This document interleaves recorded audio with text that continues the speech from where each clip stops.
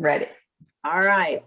Pause up, everybody. Welcome to Meowy Hour. As you know, I'm your host, Arden Moore. This show is presented each and every Wednesday night by the Cat Fancier Association. And we need to give a big shout out to our sponsor, that's In Clover, the makers of cat and dog supplements. I have a couple hiding from Casey and Rusty right now. Flow, so they have good potty health. That's very important. I also want to introduce Kathy Black, my co-pilot, is out of town on a work assignment. And you know she always has her little dog, Destiny. Guys, check out my little dog. I'd like you all to meet Emma, my Gemma. She was found during the pandemic full of heartworms. So with the help of my veterinarian, who's a fear-free veterinarian, Dr. Deborah Charles, we got her back to health. She rocks it. She walks up to 3 miles a day. And her best friend is our ginger boy, Rusty, the performer. Also on deck, I'm going to let her do her thing. Also on deck, we have a very special guest. She is a veterinarian with a lot of Vanna White initials after her name, a best-selling author. She's published scientific articles, and this is one of my favorite books. Yeah. She helped co-author From Fearful to Fear-Free. Of course, I'm talking hailing from West Palm Beach and running the Florida Veterinary Behavior Service, the one, the only Dr. Lisa Radosta. Welcome. Welcome to you. Welcome to Meowy Hour. All right. And of course, couldn't make this possible without my other co-pilot, all breed CFA judge and editor of Cat Talk, Teresa Keiger. Woo! During the show, you guys know the drill. My boys, Rusty and Casey, will fly in and out. That's how they do it. But we have a lot to cover today, and I love this topic. Dr. Lisa is going to plunge into the feline brain. Ooh, that makes my head hurt. Because the cats are like, please, Dr. Lisa, don't tell them our secrets. Right? Right. Well, we want to know their secrets because we have to help to keep them happier, right? We have to help them have happy lives. And if we don't know anything about them, if we don't know anything about them, how are we going to help them have happy lives? And so many of us are cat people or dog people or animal people. And we assume that, experience is going to equal knowledge. And that's just not always true. If that was true, then marriages would always get better, right? The longer I'm in my marriage, it should get better because I'm more experienced. No, knowledge is different than experience. So there wouldn't be any divorce attorneys. None. We just put them out of business. No, it's not how life works, man. You got to really delve into what makes your partner, whether it's feline or canine or whatever, or human, what makes them tick. I like that. Hey, we're going to start the show with a cup of Joe. What? Look at this picture. What does that look like? Is that Casey on a cup? I guess it is. Why am I doing that? Just a prop because we have a very low production budget. But my opening is talking about cat cafes. They are springing up everywhere. And now that we're getting out of the pandemic, there are more that are happening. And finally, they're great places to have a drink of coffee or something else and be able to maybe adopt a cat and check them out. Have you ever, either one of you, been to a cat cafe? Let's start with Dr. Lisa. Ever? I have not ever been. Got to be on your bucket list then. Yeah. I guess. That's right. I'm not sure if there's one in West Palm Beach yet where you are, but we should start one. Yeah. I always wonder about, look, see, I'm already butting into your opening. Should I zip it? Should I wait till I'm called on? No, come on. It's called I always Meowy Hour. wonder, look, here's the thing. I always wonder about the welfare of the cats. So how are they keeping the cats from running out the front door? Maybe they're cats like my cat. Oh, they have all these double, triple door sets. Okay. They also, I've been to about a half a dozen, and the ones I've been to have places where the kitties can be Greta Garbo and say, I want to be alone. And they get to get out of the human's way. So they do have places and they are conscious, the good ones, about reading the level of stress, but the kitties get to get away from us. Okay, that is always my concern, is how do the kitties get away from us? And also, how do we keep the kitties from running into traffic? Right. You know, right. those so are my there's two things. It's better than Fort Knox. Good. Okay. Good. So that said, Teresa, where did you go to see a cat cafe? I have been in several cat cafes, primarily in China. They're very, Wow. very popular in Asia. Wow. And Well, they started in Japan in Right. 1998. See, did my homework. So You are so smart. No, I was a reporter for 20 years with the Sun Sentinel. I just have to At the Sun stuff. Sentinel by me in Florida. Yes, I lived in Florida. I lived in Palm Beach County, and I lived in Lantana and Lake Worth. That's right. And I heard you were coming, and I left. No, I'm just kidding. So in China, You and so many others moved to Yeah. North Carolina. That's where they all moved, North Carolina. So here's what cat cafes. So I've been only here in the continental United States. We have Teresa that's been in Asia. And the deal with them is generally you go and you get a cup of coffee. Some other places actually have alcohol. They have to be careful with whatever the local health hygiene rules are for that area. But it actually is in the Oxford Dictionary, finally got in August of 2015. But the very first cafe was called the Cat Flower Garden, and it opened in Taipei, Taiwan in 1998. And the reason I guess it started in Japan is because they love cats. They don't have spacious houses, right? And some live in apartments or small condos that don't allow pets, but they love pets. So they created cafes as a way to come and get your feline fix on.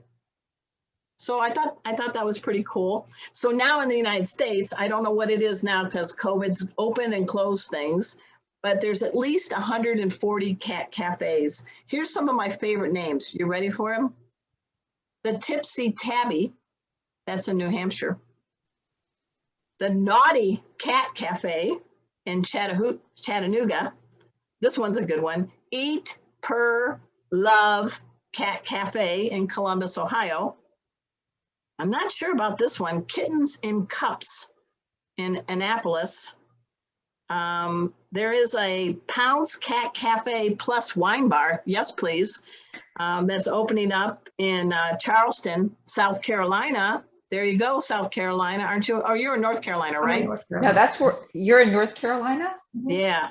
That's where everybody's moving. Your state's exploding. Everybody wants to live there. That's right. Can you show that picture of the cup of coffee from a cat cafe? Oh, yeah, let me pull that up.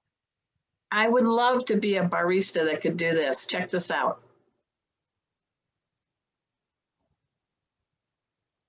Yeah, sorry. I'm getting there. I'm new at this, guys. Yeah, she's taking over the wheel for Kathy, who's not here. Lousy excuse, work assignment. No, it's the first time she's had to miss. But There we go. okay, here we go. Check it out. What do you think, Dr. Lisa? Oh, that is a work of art. That is It's like so you don't even cute. You don't even want to sip the cup. That is cute. There's little Excuse me? nozzles. Some whiskers in my coffee. So I thought that was nice. All right, that was my hokey thing for the beginning. Moving on. Well, I have a question about that, Arden. Okay. Are there any humane societies or rescues that have cat cafes where you can meet the adoptables? In other words, Yes. like I would go down to Humane Society and have a cup of coffee, and roaming around are the kitties. I am going to give you a great answer, and it's right in your backyard. What? It just opened up. The Peggy Adams Rescue League in West Palm Beach has now opened a cat cafe on their premise. They add a big expansion, and you can have a cup of tea or coffee and hang out with the cats up for adoption. You know, those people down at Peggy Adams, they are so good. They're always on the cutting edge, aren't they? They were one of the first ones that had the room where they housed their cats primarily in rooms, the cats that Right. could be housed that way. They were one of the first ones, and that was long before they got the pretty building. Yeah, well, they managed got to make it another work. big building on their pretty property. Yeah, that's cool. That It is just so cool. opened up last month. You know, that might be some place to go to bring your team, like a There team you go. building event, you know? That'd be fun. Yeah. There you go. So I'm glad I can answer that question. Pressure's on. In the CFA news, selfishly, it's all about Meowy Hour, right? Teresa, tell us what's happening next week, because it's a big deal. We're going to be 1 year old. Yes. We've been coming here. We were developed during COVID, and we're still here. We're still standing. And next week, we have two of the busiest people in CFA with the CFA's executive director, Eileen Tartaglia, and CFA's marketing director and co-creator of Meowy Hour, Desiree Bobby. Yep, and we're going to have a lot of prizes. We're giving away, I'm not Oprah, no car, unless it's really tiny. But promise, we're going to be giving some prizes. So tell your friends, tune in, you might win something. So we're very excited. Our very first guest exactly a year ago was Dusty Rainbolt. She is somebody that writes fiction and nonfiction. She does a lot in fostering cats, bottle feeding kittens. She's here in Texas. And we since then have had Dr. Marty Becker. We've had the amazing Acro Cats. We've had a big assortment of people. So we want to thank each and everybody who's been a part of Meowy Hour for this year. We can't believe we did it. I mean, it was pretty hard, right, Teresa? Yeah, it really was. And it's live, so you never know what the cats are going to do. All right, moving on. I know you just can't wait to get your award from answering successfully last week's trivia question. It was dealing with the musical Cats, which was created by Andrew Lloyd Webber back in 1977. So here comes the trivia question to answer. I asked you, brilliant audience members, what is the name of the tribe of cats? What were they called in the musical Cats? And the answer was Jellicas. Did you ever see the show Cats, Dr. Lisa? Okay. Well, I played around because I named some characters from the musical as tribe members to kind of throw them off, but I think a lot of people knew the answer, Jellicas. So who won the 4-pack from our great sponsor? You need to show that picture from In Clover. I am, and please forgive me if I mispronounce your name, Kim, but Tim LaGill is the winner of our 4-pack of the In Clover. And right now I am showing you the special promo that our sponsor is giving us this week. You want to tell them about that? Yeah, we give them a 4-pack of these cat supplements. The other one, not in the view, I must have stole it. It's the U2 Health one, urinary tract. But guys, go to inclover.com after the show. And when you're ringing up your order, at the checkout, put Meowy in Clover 21. And the nice people at In Clover are going to give you 10% off. So that's pretty cool. That's more than taxes. So my cats love them. I just want to let you know, thank you for being part of Meowy Hour. Rebecca Rose is the founder of In Clover. She's a biochemist. So I'm going to have her, I'm going to have Teresa, and I'm going to have Dr. Lisa on my trivia game or catchphrase game, because I have then all the bases covered. So anyway, but we do want to thank and congratulate. So we're going to now have up for grabs another 4-pack of In Clover for this week's trivia question. Now, here's the deal, Dr. Lisa. We ask every one of our very learned, knowledgeable guests, don't say the answer because they have to wait till next week. I'm going to see how good your poker face is. All right, ready? Okay. It's certainly up for debate. But when it comes to different cat breeds, which one tends to be rated as the most intelligent in polls? I'm going to give you 4 cat breeds. I'm going to try to make it as bluffy as possible. Tell us which one is reputed to be the smartest. So when you get ready to talk about the feline brain, don't answer that question. All right, here's your choices. Is it A, the Abyssinian? Is it B, the Burmese? Is it C, the Cornish Rex? Or is it D, the Siamese? Again, your choices are Abyssinian, Burmese, Cornish Rex, or Siamese. Go ahead and send in your answers right now. We're going to reveal the winner at next week's big 1 anniversary of Meowy Hour. How's that? Did I do that right, co-pilot? You did. Oh, I got one question. Okay. Okay, so we're wanting to know which breed is the most intelligent in polls. Yes. Which That's the question. which one is the most intelligent in cars and in the dining room? Oh my God. I'm just asking. Good one, good one. She got me. She has a very Me too. slick sense of humor. All right, yeah. Obviously, my ginger boys aren't in that contest, so that's fine. So let's get into the meat of the deal. We just said who supposedly of the breeds, because everybody thinks like a border collie or a poodle or kind of the canine Einsteins. So this time we were trying to see what it was like in the feline world, which leads me perfectly into this segue with our special guest, Dr. Lisa Radosta. I'm going to tell you, if I said all her credentials, Meowy Hour would be over. But let me give you a few highlights. She's been on Nat Geo Wild. She's been on Animal Planet. She's been on Pet Life Radio. And she's appeared in a lot of publications. She has written scientific research articles, which means that makes your head hurt, but that's good. She is a DVM, but much more. She's one of the few that is actually a certified applied animal behaviorist in veterinary medicine. Did I do that right? It's Board certified veterinary behaviorist. yes, Yeah. and there's not many of you. How many are there? I think we're at 89, I think. Yeah, that's low. That's low. Also, she operates the Florida Veterinary Behavior Services. It's a clinic that's right in West Palm Beach, Florida. So all you guys on South Florida, I used to live there, go see her if you have a cat issue or a dog issue. I want you to go to did I do this? No, it's flvetbehavior.com. It makes sense, Florida, FLVET behavior.com. And I think I see my co-pilot, Teresa, hurrying up and putting that on the link. Thank you.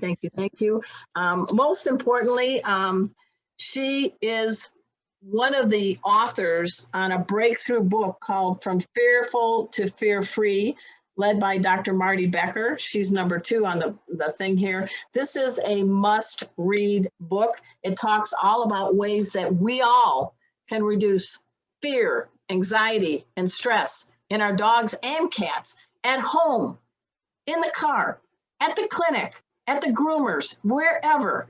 They all need to deserve to feel happy and calm. And it's a breakthrough book. I want you all to check out fearfreepets.com and fearfreehappyhomes.com. And full disclosure, I've done all the tracks. That was hard because I'm not a veterinarian. I don't play one on TV. And I'm one of their national speakers as well. And I got to tell you, it's been a game changer for me, because when I got married a few years ago, I inherited a dog scared of storms and a cat that wouldn't go in a crate to go to the vet. And things changed for the positive with them by employing some of the fear-free techniques. So I'm a living, breathing, I drank the Kool-Aid. It works. All right. So it does work. All that blah, blah, blah. But what's really most important, she not only has a lab named Maverick. You describe your black cat. What do you call Chewy? We have lots of names for him. The latest name is Lucifer. I'm just going to be upfront with that. Chewy is, we adopt cats and we just adopt adult cats. We don't do kittens. Okay. And we fell prey to what I tell pet parents to never, ever do. And then I did it. We had a perfect black cat who lived for 17 years. And I know that you all think, and everyone thinks they have perfect animals. No, I really had the most perfect cat ever of all time. Like the most amazing cat. I just can't tell you how we felt about Ted. So then when this black cat, this client came in and said, my elderly father got this cat as a kitten, right? So on his deathbed, he says, take care of Shadow. Now Shadow, this cat who's now a year old in front of me in my exam room, is here because he's beaten the living daylights out of the other cats in the house. Oh my gosh. And Ted had been gone about 6 months.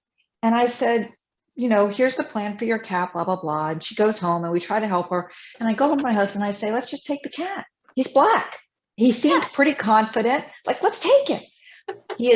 Of course we took him. And he is the opposite of Ted. He's grumpy, but what he has reminded me, and I just can't say this enough, this is not the only time you're going to hear this in the next 45 minutes, he's grumpiest when he's itchy.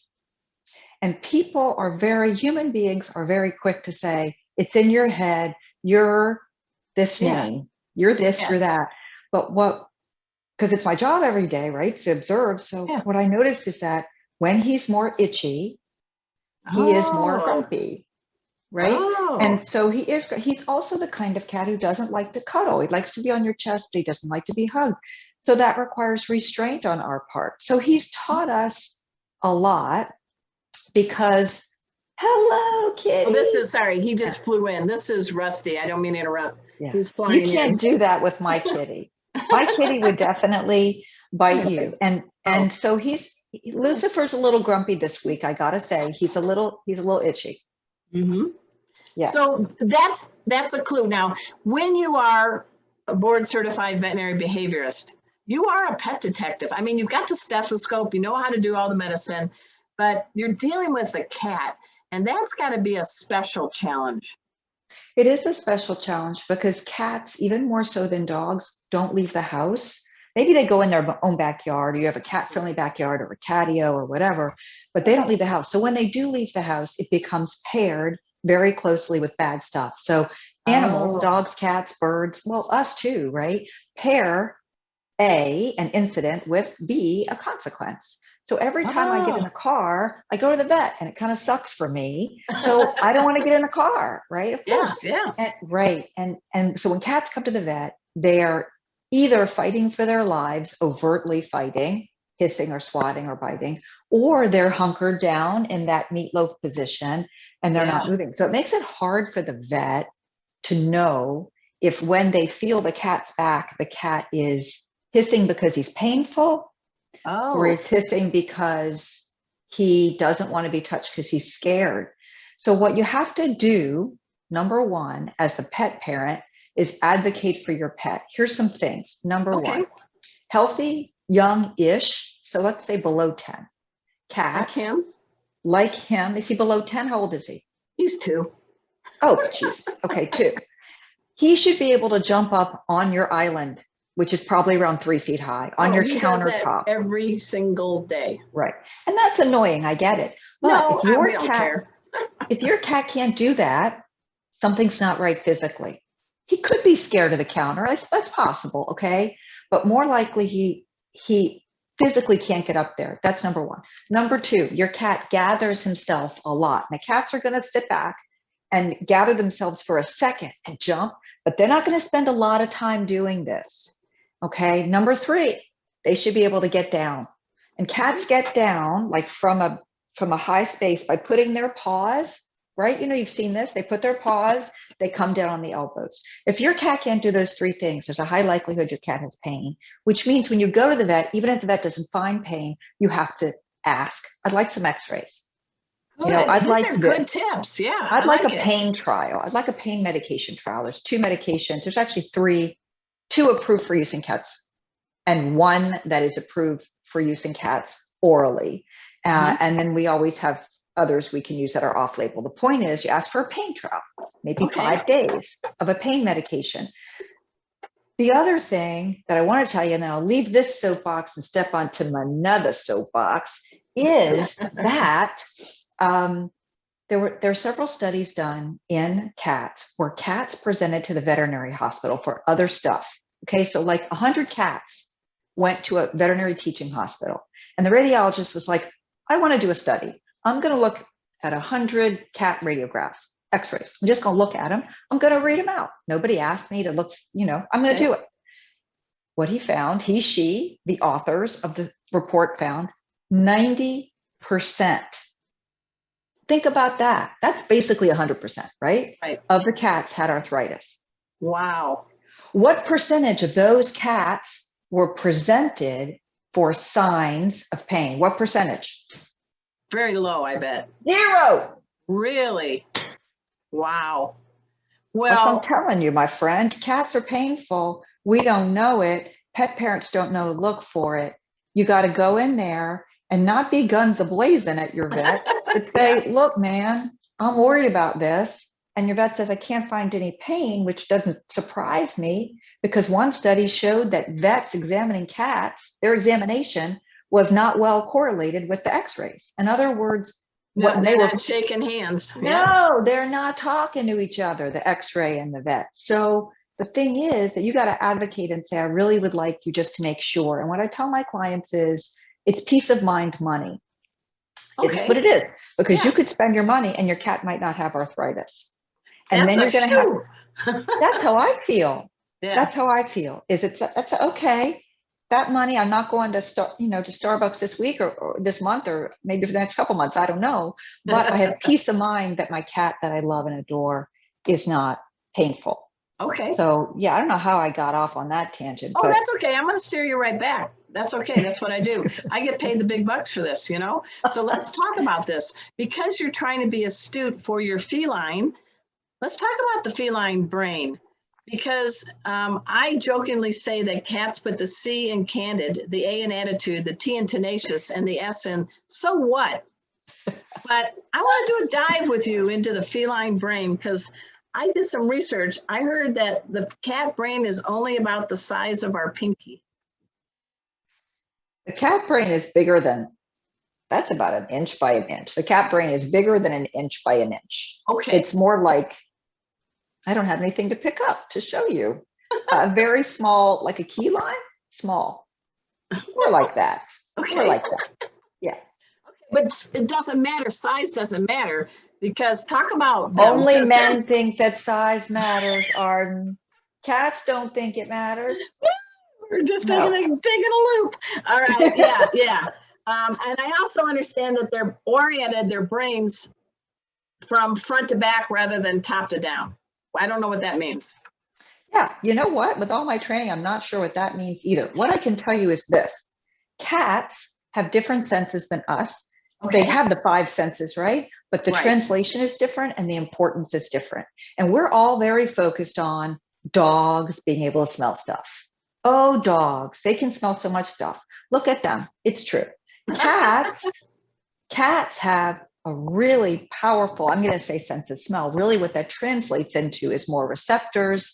And those scents mean more. There's bigger parts of their brain that are devoted to processing that stuff than me, right? Than my brain. So they have inputs. Now, what we don't know, because we're thinking like scientists today, we don't know if that means that my cat Chewy relies more on scent to navigate his environment, but he's certainly bombarded with more scents than I am or than you are. He has to translate those, decide whether to ignore them or not, right? Maybe that is one of the reasons why dogs don't do this, by the way.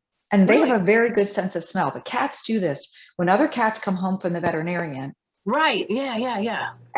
Usually after a procedure, I don't think that's 100%, but usually after a procedure, the kitty at home may become very frightened.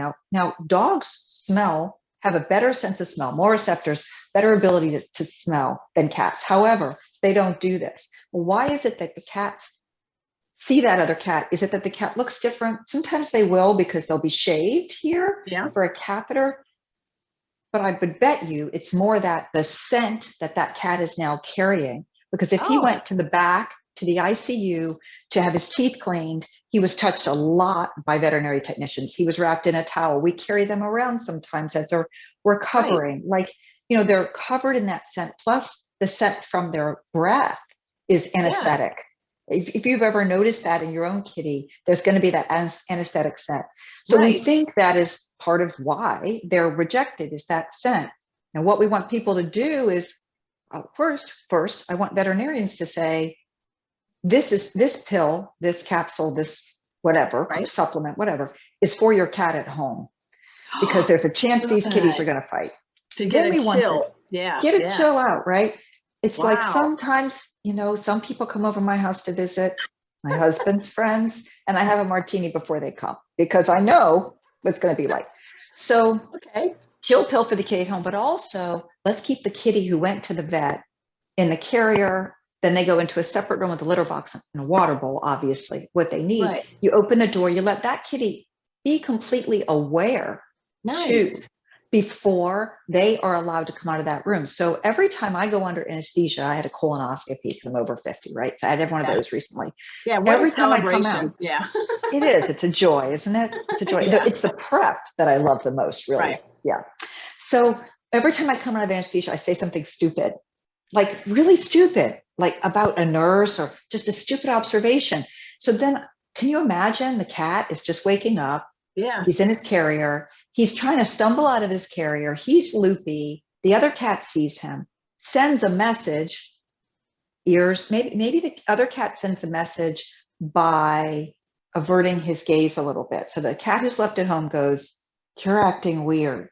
But the cat that comes out of the carrier goes, "I'm a little drunk, so I'm just going to keep stumbling forward." Yeah. So the cat that's left home goes, "You talking to me? Is this a fight? You want to fight? Is this a Kitty De Niro?" Yeah.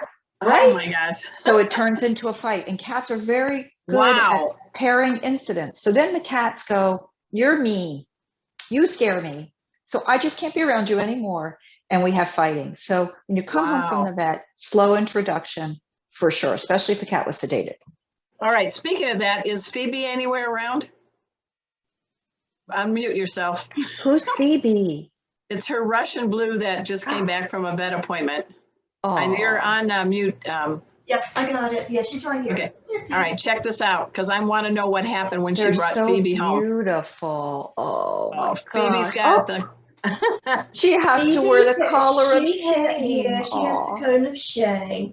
She was chewing her toes and she had been licking them, and then she started chewing them. As it turned out, she had infections in all 4 of her toes, so they had to put her under. Hey, sweetheart, and clean them up.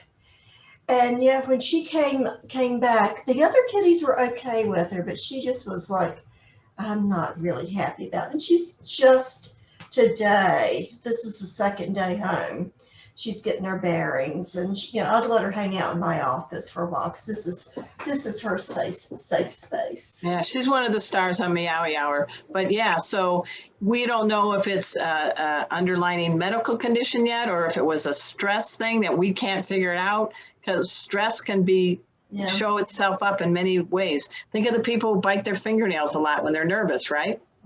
Yeah, and so this is a really pertinent topic, relevant, because I just gave 2 lectures for two different groups about systemic disease and behavior problems. So here's the thing. Poor kitties. People don't want to put research money into studying kitties as much as they study dogs, which is really a shame because I'm hoping that's going to change because the millennials love cats. Come on, guys. I'm counting on that generation to pick it up.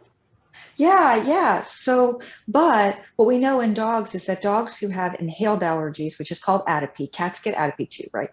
Those dogs are more likely to have a plethora of behavior problems, from aggression and reactivity to begging and being pushy and being mouthy, a long list.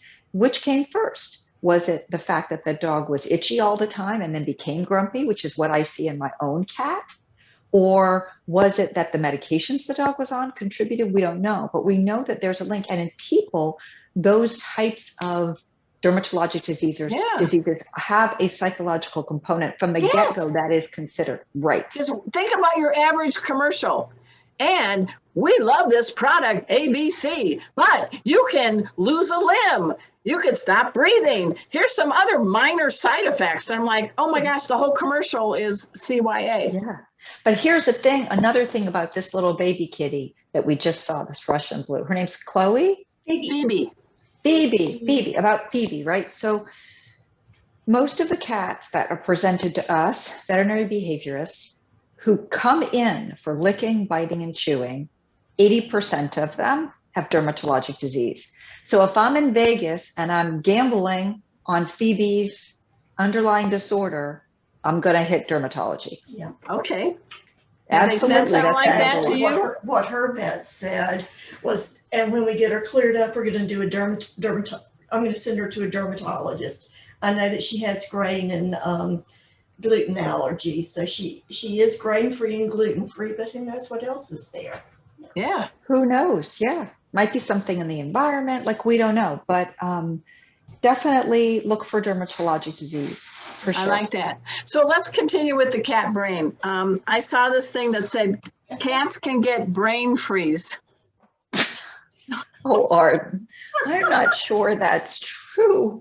I'm not sure. How would they even know that? Well, if they're licking one of those like cold popsicles or something, the term is known as sphenopalatine ganglion neuralgia, blah, blah.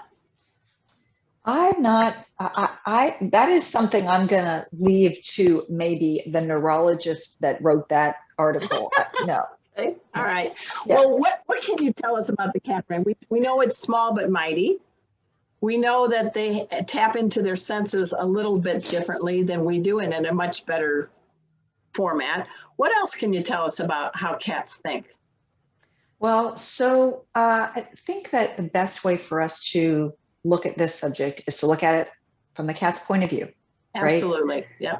And I think if you really will open your mind, and maybe open your mind and close your eyes, but really try to feel what it would feel like to have no control over your life.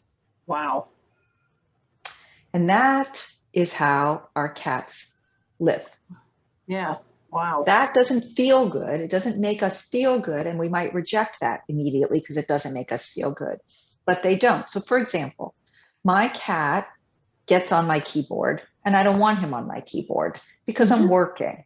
So I gently put him here next to my keyboard. This happens many times until the point where I gently even pick him up, put him on the ground. And as I'm picking him up, he bites me.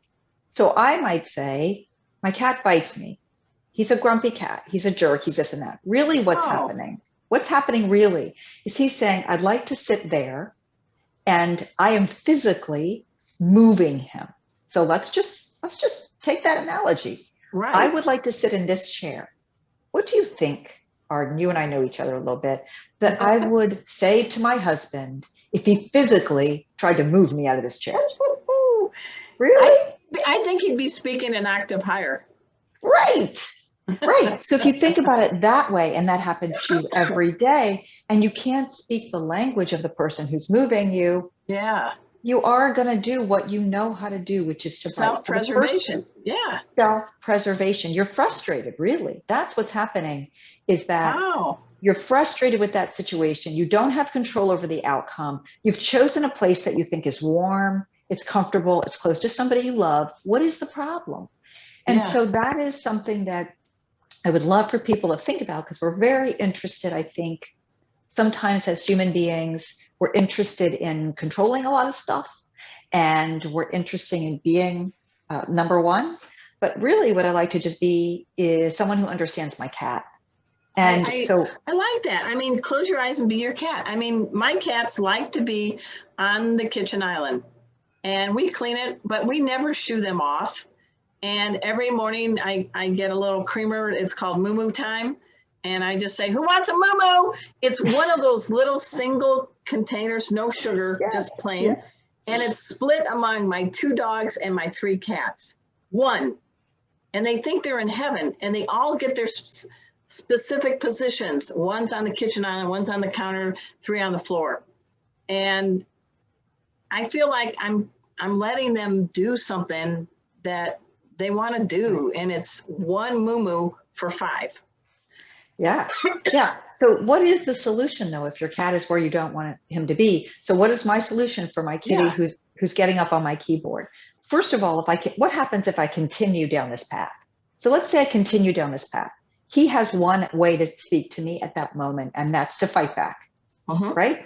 So he's going to continue to do that. So I'm going to accept that as something that's going to happen. If I continue to escalate, he's going to continue to escalate. So instead, when it gets annoying to me, I go and I turn on my Smarty Cat. It's that big circular toy with the tail that comes out and it goes like this. Yeah. Once he hears it begin, once he hears the motor start up, and I usually put some catnip or some Silvervine. I use that Desi and Rue Silvervine. He's like addicted to that. Silvervine's great. Yeah. He's addicted. I put a little bit of that on. He goes over there. So there's no conflict. Now, I know somebody's out there. You diverted and distracted. And man, right. So somebody out there is going, you just rewarded him for getting up on your keyboard. Didn't.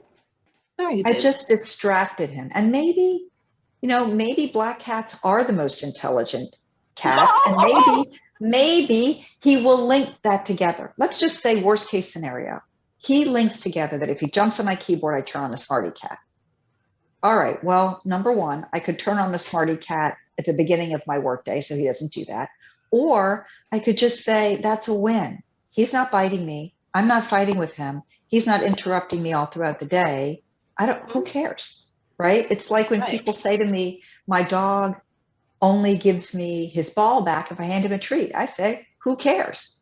Hand him a treat and get the ball back. Like, why are you fighting? You see what I've been doing constantly with Miss Phoebe. I have the same thing, but over here I have this huge desk, windows over here, and I have a big cat bed over here. Nice. So I'm picking her up and going, let's go over here, and I pet her.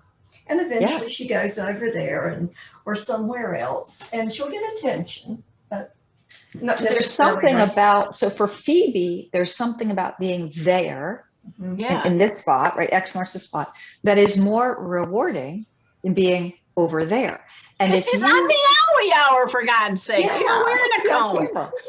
So if you are having trouble with your cat and you feel like, come on, man, I'm putting my cat over here and I'm petting him, but my cat still ends up in this spot, there's only a couple reasons why that happens. Number one, your cat doesn't know what you want. Your cat doesn't really understand that you want her to be over there. Number two, your cat's motivated. That means that you are not choosing a reward for being over there that your cat finds motivating. This is a giant problem. Number three, it could be that your cat is fearful, anxious, or stressed. Okay, so those are three big reasons. So let's go to number two, undermotivated. It would be lovely if cats were motivated by hugs, and I'd love it if my team members that work for me were motivated by hugs. Then I wouldn't have to pay them.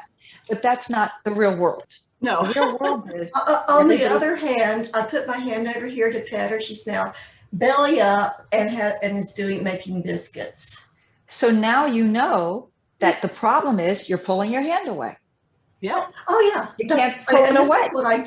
This is what I do for her until she settles down. We pet her a little bit, and then she goes, okay. Wow. Yeah, and so what she wants is more petting, and the way that she gets more petting is to come over here, right? So find what motivates your cat, and don't think what motivates your cat is what motivated your last perfect black cat or ginger cat, Ted. or what motivates the next cat. Think about yourself. What motivates me? What motivates me is when my husband does stuff around the house. I don't want cut flowers. I don't wear any jewelry. I wear a wedding ring and a watch. Me too. This is it, man. I don't have a lot of jewelry. I actually put this on just for you. You can hardly tell. Thank you. You're so cute with that. And this is what motivates Rusty. Yeah. You have to keep it in a jar that opens like this because he will rip into any bag. There he goes. Come here, Rusty. Come here, Rusty. Come on. All right. Yeah. So he sits. We can't see him though. Put him in front of the camera. Come here, Rusty. Rusty, come here. I'll get him. 1 second. He goes, come here. Come on. You got it. Come on. Don't be shy. He's wearing a little thing that Jill Thompson made, a little bandana. Here he is. Come here, Rusty. There you go. He was found in a dumpster in Georgia as an orphan kitten full of fleas. Can you believe how many animals are thrown away? Can you get over this? Really wonderful pets thrown away. Yeah. Oh, yeah. I want to give you 2 books for your people to get, though, because I just saw you training your cat, okay? Yeah. So number 1, The Trainable Cat. Do you have that one? No, You I got to don't. get that one. Did you write that? No, I should. I wish I could say that I wrote it. No, but it's such a good book. Who cares, right? So that I didn't write it. So the Trainable Cat is written by John Bradshaw and Sarah Ellis. Okay. And when I get these books, right, like I get sent a lot of books. I just got sent a book that I'm on enrichment, and I read through that and whatever. So I read the whole thing. I really do. This book is interesting to read. Like it's information I knew, but it kept me motivated. Well, we got a couple more minutes on that, so we got to keep going. So what would be the other book? And the other book is called Decoding Your Cat. Oh, I have that one. I have that one. Yeah. I have that one. Okay. All right. And we'll put that in the little chat thing. We got about 15 minutes left. So here's what we got to do. So, stay tight, Dr. Lisa. But Teresa's going to talk to us a little bit about blue-eyed white cats. She put this presentation together, and you can chime in on that. Then we're going to do the kitty cocktail, and it's already going to be over. And I'm going to tell everybody to take my cat first aid class, which is July 25th. So take it away, Miss Teresa, all-breed, CFA, cat judge, and editor of Cat Talk. She put a lot of work into this. So check this out, Dr. Lisa. So today we are going to do, can you see my screen? Yes. Good deal. I don't do this often. We're going to talk about our all blue-eyed white cat's death. We're going to do science. The answer, short and sweet, is it's complicated. And this is going to be very, very high level. Yes, you could do it much more in depth, but we only have a few minutes. So research is ongoing as to what exactly causes some blue-eyed white cats to be deaf. And as I said, there is a linkage, but there's a lot of factors involved. What we do know, it's all about the melanocytes. Those are the cells that actually produce the pigment. What? Pigment. Pigs! I didn't hear any pigs. Tyrosinase is an amino acid which triggers, or not, the melanocytes to produce pigment. Without that amino acid, they can't produce color. Wow. There are only two types of pigment. Melanin, which creates our browns and blacks, as seen by this brown tabby American Shorthair, and pheomelanin, which produces reds. Reds and creams, such as in this red Persian. Those two pigments are responsible not only for coat color, but for eye color. Where does melanin come from? They are created in the embryo's neural crest. That's this long, the actual neural crest is right here at the base of the skull. From the base of the skull, thanks, Phoebes, they migrate down this neural pathway and then across the head into the ears and into the eyes. So that's the first part of this connection. Next, white is not a color. It's the lack of color, and it occurs in a couple of different ways. The prevention of melanocytes migrating, or no, we just talked about the neural crest where they come down the back. The KIT gene contains two different alleles which can prevent the melanocytes from migrating. So we see these two beautiful cats over here, using a Wacom tablet, so it gets a little flick. We have a Manx here with these beautiful copper-colored eyes. We know the melanocytes trend into the eye. With this blue-eyed Persian, though, they did not. Both of these cats, by the way, can hear. This was the best cat in championship. This is the best cat in premiership a couple of years ago. So what will happen if the melanocytes migrate into the eyes? The eyes will be green or brown. If they don't, they'll be blue. What's that mean? Oops. We'll get to that in a second. The other thing that can happen is that they start migrating down the neural crest, but that they don't go all the way. And there's a couple, this is kind of a famous drawing showing how color can migrate. This is where we get the tuxedo pattern with white. I have one of those outside. We have a community cat. And a little locket.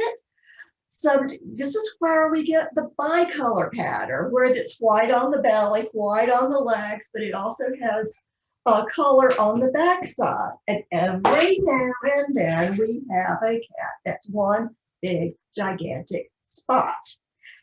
Wow. Wait a second, wait a minute. I gotta just jump in here. Dr. Lisa, isn't this amazing? This is Meowy. This is really cool. Yeah. This is really cool. And I think that the other thing that's cool is that you're presenting this in a scientific way, because science is cool. It is. Science is very cool. Oh, it gets better from here, guys. Okay, so what can happen if the melanocytes in a connected area of the head do not, if the connector is white, that eye may be blue and it may also not have melanocytes, and it could be deaf in that ear as well because they're right there together. All right, next up, albinism. We've heard about albino cats. Albino cats are different than white cats.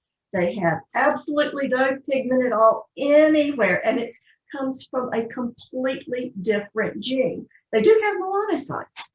They're just not turned on because they don't have any, the tyrannase does not react with it. Now look at these two cats. So look at the cat on the top. If you look at it, there's very, very faint pink glow to that eyes. That means that the tapetalupinum right in the back of the eye has no pigment. There's nothing there for the light to bounce off of. Same with this little kitten down here.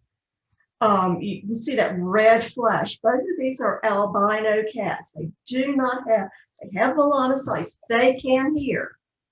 Albino cats can hear. They just have pigment. Next. All right. What do blue eyes have to do with it? Okay, more science. Color is expressed by the color that the object bounces back. It absorbs color except for what bounces back. Now, here we have a more accurate recreation of one of the best albums of all time. Dark Side of the Moon. Okay, but if you look, when white light, it's not really white, it hits a spectrum which disperses it into a spectrum, just like this. And then it breaks from there. When it hits another object, it is refracted. Now look. Oh my gosh. Yeah, look at this though. Look, the red wave barely bends. The blue waves bend a lot. As they say, blue bends best. And it's because these light, the red or white light waves are longer, the blue white waves are shorter. Okay, hang on, guys. Just gotta get a breath, man. This is amazing. Okay, so light hits the cornea, like the prism. The red and the green rays are absorbed and the orange and red waves are reflected. Remember, blue eyes, no melanocytes to reflect anything. So the white light enters the cornea, all the light is absorbed except for that long bending blue wave, and they are scattered throughout the cornea, and we see that as blue. This is also why kittens' eyes are blue. The melanin has not started to develop in the eyes yet. At 6 weeks of age, when that melanin develops, they will have colored eyes, or not if they're going to be blue-eyed cats. Bonus points. This is also why the sky's blue. Oh. It really is. It's called Rayleigh scattering. So white light hits the atmosphere, everything is absorbed except for the blue light, which gets scattered. Why do ears need melanocytes? Okay, here's the $64,000 question, and this is where it really gets complicated. In the inner ear, you have this little thing that looks like a snail. It's called the cochlea, cross-section of the cochlea. There's a little membrane here that contains melanocytes. For whatever reason, this research is still ongoing. It's thought that the melanocytes in the striatum vascularis helps to keep maintain the electrical conductivity of the liquid that is in the ear. If that balance goes off, the little tiny hairs that move sound waves through the ear die, and the cat will be deaf. Wow. So, yeah, I told you, high level science. The conclusion, not every blue-eyed white is deaf, as we've seen. It's complicated. There is a correlation. Careful breeding practices, not breeding two blue-eyed white cats together, will help prevent producing a deaf kitten. Why is this important to you as pet owners? Because restrictive legislation in Europe has already banned the breeding of blue-eyed white cats. That impacts a lot of breeds, like those beautiful cats right there. They could not exist in Europe right now, in some countries. Really? In Europe. Wow. And that, ladies and gentlemen, is your science moment. Oh my God. You're like Mayim Bialik. Cool. I mean, seriously, I did not know we were going to have this in-depth thing. We have a few minutes left. We can go a minute over, right? Because we have to finish our stuff. But can we give a round of applause for Teresa Keiger? I mean, you just did like a doctoral thesis right there. What did you think, Dr. Lisa? Yeah, I thought that was really fantastic because I think you gave us the synopsis and it wasn't so complicated that we couldn't follow it. But I think it is really important to know how things work, right? It is. It is. And everything is so interconnected. You understand this one thing, and now you'll understand coat color, eye color, deafness, right? It's cool. And guys, this show is always posted on YouTube after a few days afterwards. So if you just Googled Meowy Hour YouTube, you're going to get to have access to all these charts and get to re-see, re-hear what the good Teresa just presented. So I really thank you. At this time too, can we show that quick slide for first aid? Yep, sure can. Okay. I don't know if you know this, Dr. Lisa, but I'm a master certified pet first aid instructor. I go all over the country with Casey the cat and Kona my dog. And I also splinter into a 2-day instructor program. I teach a cat-only first aid program as well. And we do have one coming up July 25th through Zoom. I've drawn people as far away as Cairo, Germany, and South Africa. And we make it fun, but everything is veterinary based. I have 12 veterinary advisors, including Dr. Elizabeth Colleran and Dr. Marty Becker. And I shadow 2 ER vets in my Dallas area every few months to learn even more. But we have fun with it. But when you have a real cat and a real dog, it sure makes a big difference, don't you think? For sure. And both of those kitties, both of those ginger kitties are yours? Yep, that's Rusty and Casey. Yep, and then you should see the dog Kona, the terrier. She's pretty talented. So guys, if you want to join the class, it's July 25th. All the details are at Pet First Aid for You. We got a couple minutes left before we thank everybody. I'm going to put on my bartender's hat now. This was a fun drink I'm making. It's called the Silver Persian Jello Joy. Get ready to say CC to these lime flavored tequila shots. And Miss Teresa, I picked green Jello, which won't show up on the screen as green, but tell us the connection to a breed.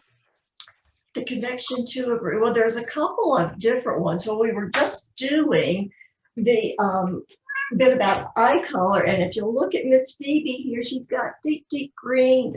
Oh, there you go. She's got green eyes. And green eyes are also a hallmark of the silver pattern. Sorry. There you go.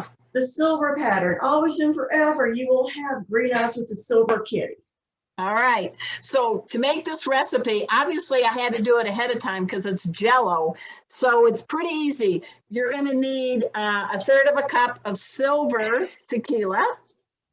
You're going to then do 3 tablespoons of triple sec, or spend the extra money, get Cointreau. It's a great orange liqueur. You're going to need your wonderful Jello, which was green until the scream. and lime juice, cold water, boiling water. You take one little bowl. It's real easy. You put in the tequila, the Cointreau, the lime juice, and the cold water. Put it in the fridge for about 10 minutes. At the same time, boil a cup of water, mix it in with the gelatin, and then pour that into the first one after 10 minutes, and use a whisk. A whisk is really good. And because I have a lot of things at home, I have this nice little tray that holds the Jell-O shots, so you look classy. And here's where Casey and Rusty are going to come and bathe me, because you take a Jell-O shot. Here comes the whipped cream. Oh no, Oh he's my right God. there. Yeah, They're both coming. They're both coming. What is happening right now? What? So at this These time, two kitties are so cute. I want you all to raise a glass. We need to toast to all cats, purebreds, and these feline cocktail mixes like Casey and Rusty. And they make us humans better people. And I actually, for this drink, actually need to do it with a spoon. Here we go. Oh, Rusty, here we go, buddy. Oh, he's got it on his nose. All